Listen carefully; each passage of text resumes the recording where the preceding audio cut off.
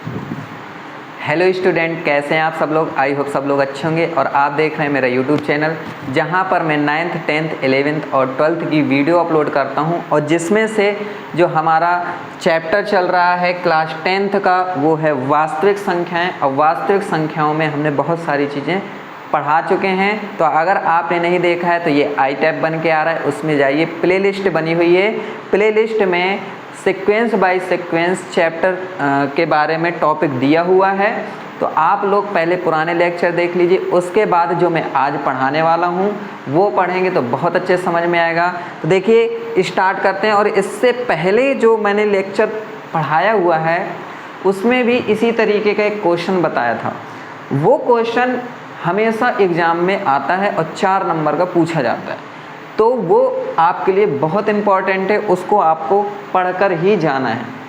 तो और ये वाला भी इम्पॉर्टेंट है, ठीक है। तो लेकिन वो जो आता है क्वेश्चन वो 4 नंबर का आता है, और ये वाला जो प्रश्न है या तो ये देखिए 2 नंबर का आएगा, ठीक है, हाँ 2 ही नंबर का आता है, ठीक। अब देखिए इसको प्रूफ कैसे करते हैं वो ध्यान देते हैं अभी थोड़ा, ठीक। तो यहाँ पर हम प्रूफ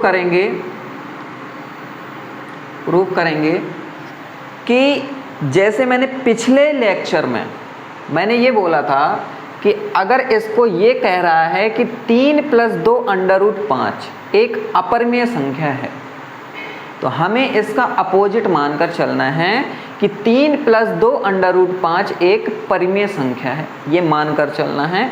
आप लोग क्या कह सकते हो कि let 3 + 2 √5 is a rational number, ठीक। तो यहाँ पर लिखेंगे माना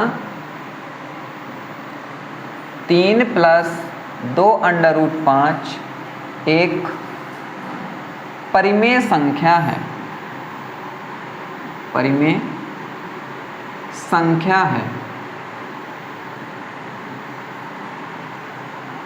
ठीक है। अगर ये एक परिमेय संख्या है तो परिमेय संख्या की जो परिभाषा होती है वो ये होती है कि वह संख्याएं जिसे हम किसके रूप में लिखें, P/Q के रूप में। तो कहने का मतलब अगर ये परिमेय संख्या है तो ये किसके रूप में होनी चाहिए, P/Q के रूप में होनी चाहिए। रूप का मतलब होता है बराबर होनी चाहिए, ठीक है। तो मैंने बराबर कर दिया किसके, P/Q के, P/Q। अब देखो इसके बाद क्या करना है हमें कि यहाँ पर जो बिना अंडर रूट वाली वैल्यू है वो वैल्यू हमें P/Q के पास पहुँचानी है, पक्षांतर करना है, रिप्लेस करना है। तो देखो किस तरीके से हम यहाँ से वहाँ रिप्लेस करेंगे। पहले 3 जाएगा तो यहाँ बचेगा 2 √5 बराबर P/Q, ये प्लस का 3 वहाँ जाकर माइनस का 3 हो जाएगा। इसके बाद ये 2 पहुँचाना है, तो आप जानते हो कि ये 2 इसके साथ में गुणा में है तो ये जाएगा बटे में। तो √5 बराबर P/, ये 2 यहाँ भी लग जाएगा 2Q, अब माइनस ये 2 इसके नीचे भी जाएगा। ये चीज़ समझ में आ गई होगी आप लोगों को, ठीक है। इसको हम समीकरण नंबर 1 मानेंगे।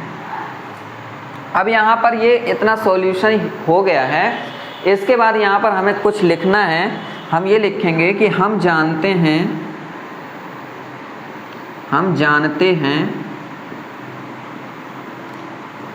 P/2Q - 3/2 एक परिमेय संख्या है,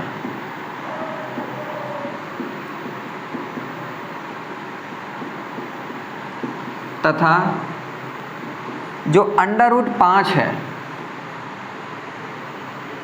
वह एक अपरिमेय संख्या है, अपरिमेय संख्या,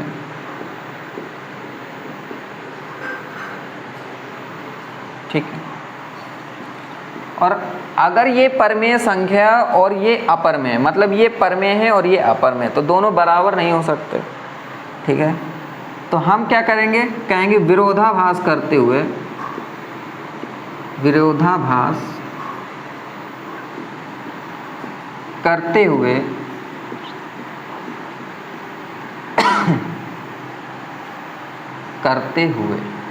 विरोधाभास करते हुए P/2Q माइनस 3/2 ये बराबर नहीं होगा √5 के, इसलिए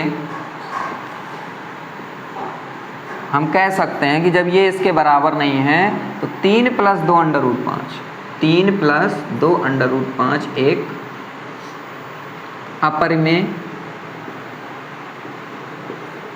संख्या है। ठीक, तो ये इसका सॉल्यूशन हो गया। और ये कितने मार्क्स का आता है? ये आता है 2 मार्क्स, 2 मार्क्स का आता है। ठीक, और दूसरी बात यहाँ पर ये जो पूछा गया है ये आपका 2021 में पूछा गया, तो इम्पोर्टेंट। अब आगे की बात क्या है कि मान लीजिए यहाँ पर इसकी जगह कोई दूसरी संख्या हो गई तो हम उसको एक परमेय संख्या मानेंगे, वो यहाँ रखेंगे और यहाँ पर फिर हम पक्षांतर कर देंगे, रिप्लेस कर देंगे। फिर कुछ इस तरीके से वैल्यू आएगी, फिर वही चीज़ लिखना है जो चीज़ ये लिखी हुई है। तो ये चीज़ आपको समझ में आ गई होगी। जो चीज़ आपको समझ में नहीं आई हो कमेंट कीजिए और मैं आपका रिप्लाई ज़रूर करूँगा, ठीक है, कि कहाँ पर आपको दिक्कत आ रही है। अगले लेक्चर में उस चीज़ का आपको समाधान ज़रूर मिलेगा। तो चलिए आज के लिए इतना ही, मिलेंगे नेक्स्ट लेक्चर में। नेक्स्ट लेक्चर में कुछ नया सीखेंगे, नए टॉपिक के साथ सीखेंगे। तो चलिए आज के लिए इतना ही। Thank you very much and good bye.